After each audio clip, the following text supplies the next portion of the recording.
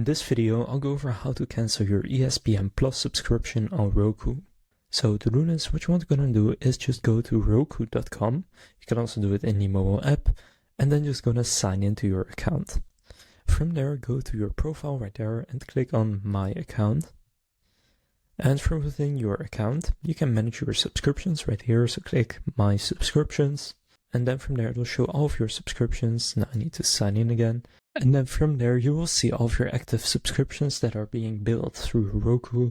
And if you're billing through Roku for ESPN Plus, then from here, simply go and cancel it by clicking on it and then selecting Cancel Subscription.